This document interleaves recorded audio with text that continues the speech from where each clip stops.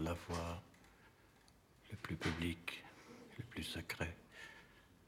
L'effet de cette propagande n'est pas produit par des discours, des articles, des tracts. Il s'insinue dans la chair et le sang du plus grand nombre. Saviez-vous qu'il n'y a plus de pauvres aujourd'hui, mais des gens modestes?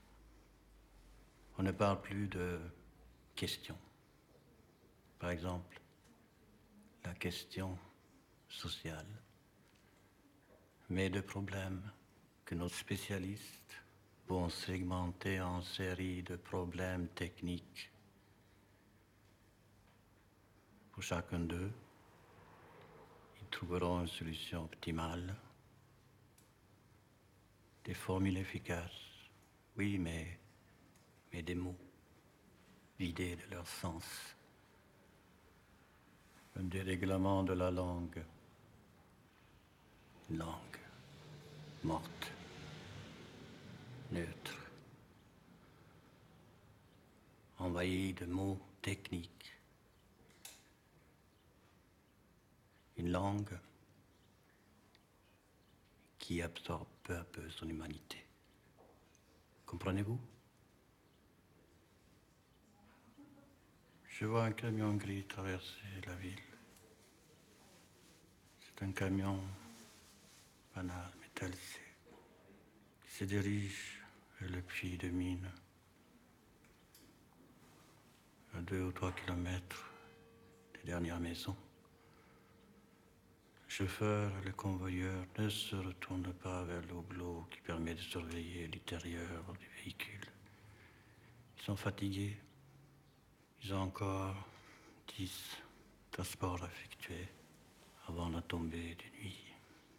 10 traversées de la ville dans ces conditions pénibles. D'autant plus que dans les premières minutes du transport, il leur faut pousser le moteur à pleine gaz pour couvrir ces espèces de cris et de soubresauts bizarres qui vont jusqu'à déséquilibrer le camion. Assez vite, heureusement, tout redevient calme et le transport s'effectue toujours dans le temps, selon la planification prévue. Où vont les camions? Demande l'enfant posté à la fenêtre.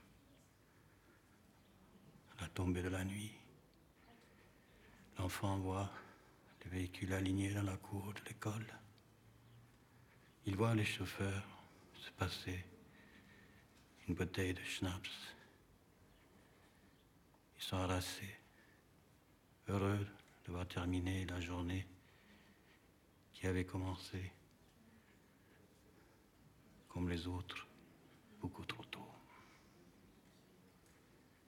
Les convoyeurs, eux, achèvent le compte de la journée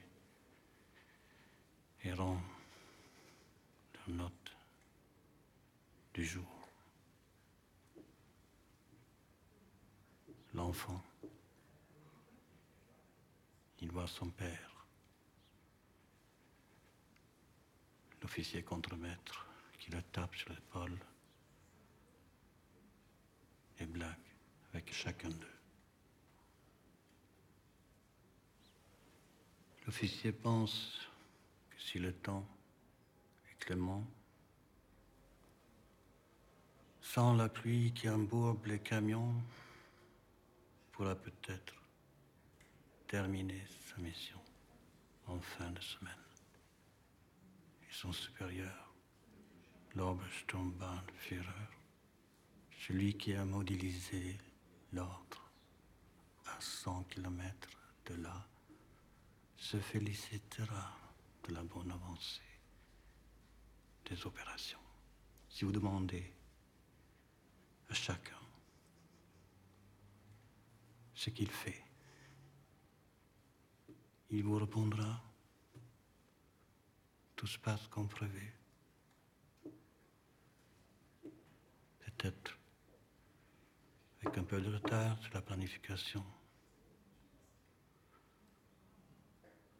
Il vous reprendra dans cette langue morte, neutre et technique qui fait de lui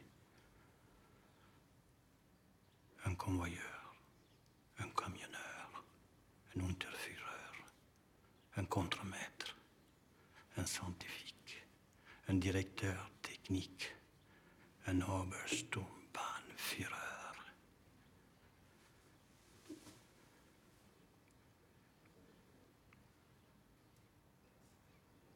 Et cet enfant à la fenêtre, c'était vous?